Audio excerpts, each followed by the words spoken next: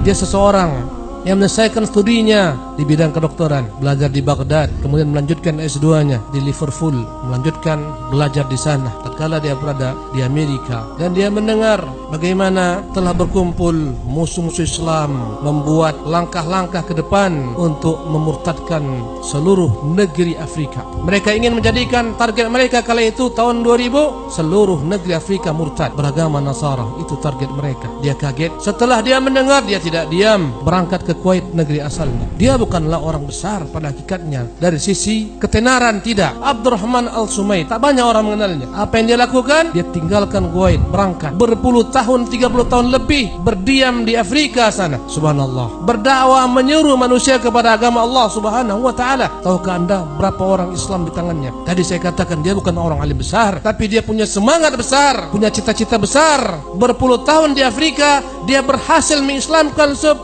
juta manusia. Allahu Akbar. Dia berhasil mendirikan 5.000 masjid di seluruh negeri Afrika. Subhanallah. Di sebanyak 34 negeri Afrika, dia berhasil mendirikan 5.000 masjid. Berapa yang kita dirikan dari masjid? Berapa orang masuk Islam di tangan kita? Tanyakan diri kita masing-masing. Berapa banyak proyek-proyek besar yang dia bangun sendiri? Subhanallah. 7.000 sumber-sumber air berhasil dia buat. Sumur-sumur bor yang begitu dahsyat di negeri Afrika yang terkenal dengan kekeringan. Sampai 1.500 meter ke bawah, dia berhasil menguatkan air menjadi sumber kehidupan bagi masyarakat Afrika. Dia melihat betapa kemiskinan melanda negeri Afrika. Sementara kebanyakan penguasa-penguasanya adalah kaum Nasara. Dengan program-program dikirim, diutus anak-anak mereka berangkat ke negeri-negeri Eropa sana, pulang membawa gelar doktor, profesor. Mereka yang menjabat sebagai menteri, mereka menjabat sebagai kepala negara, mereka menjadi orang-orang penting di negeri-negeri sana. Allahu Akbar. Kaum muslimin masakin, fuqara, apa yang dilakukan jemaah sekalian? Dia buat universitas besar di 2 negara. Satu di Mali, satu lagi dia buat di Zanzibar, Tanzania. Universitas besar menyekolahkan anak-anak kaum muslimin. Kemudian untuk lanjutan S3-nya, dia kirim anak-anak kaum muslimin, subhanallah, ke negara-negara maju mempelajari ilmu-ilmu yang mereka butuhkan. Dan tahukah Anda berapa banyak dia tanggung anak-anak yatim piatu?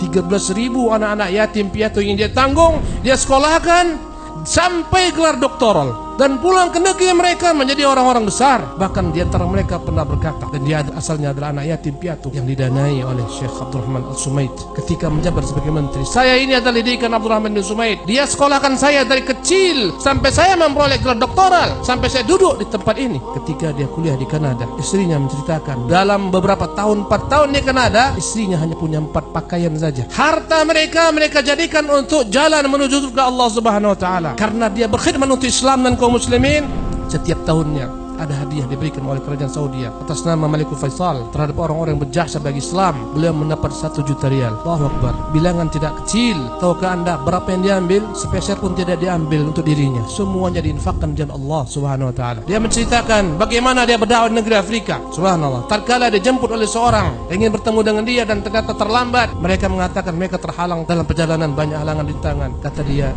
perjalanan kalian menuju saya ini adalah perjalanan penuh dengan nikmat. Kalian dalam mobil yang penuh dengan AC-nya. Saya pernah berdakwah di Afrika, saya pindah satu tempat ke tempat lainnya dalam kontainer-kontainer. Subhanallah, dalam mobil-mobil kontainer sampai belasan jam, sampai 18 jam.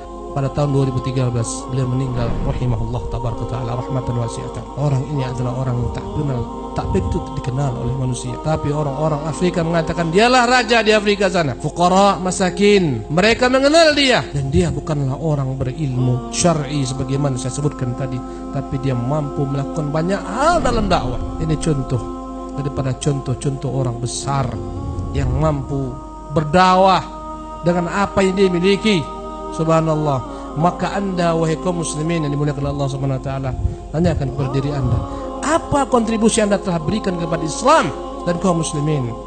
Berapa masjid yang Anda bangun? Berapa orang yang Anda Islamkan? Berapa orang yang Anda giring mendapat petunjuk Allah Subhanahu wa taala? Tanyakan kepada diri masing-masing. Orang besar adalah orang senantiasa bercita-cita besar. Orang besar adalah orang yang terlahir bukan untuk dirinya semata, tapi dia terlahir untuk orang banyak. Itu ciri-ciri orang besar. Nabi kita yang mulia SAW mengatakan khairan nas anfa'uhum linnas. Orang yang terbaik adalah orang paling banyak manfaatnya untuk manusia. Tahukah Anda apa perkataan Syekh Abdul Rahman Al-Subaid? Anak saya ada berapa orang? Yang paling bakhil di antara anak saya, yang paling kikir di antara anak saya, kami menganggapnya kikir, adalah yang berkorban dengan setengah hartanya. Yang paling kikir menurut hitungan mereka di antara anak-anaknya adalah berinfak dengan setengah hartanya. Jemaah yang dimuliakan oleh Allah Subhanahu wa taala, apa yang telah Anda buat untuk Islam? Apa yang telah Anda persembahkan untuk kaum muslimin, untuk anak-anak kaum muslimin? Mari bersama-sama kita pikirkan. Hendaklah kita sejak saat ini berpikir selalu,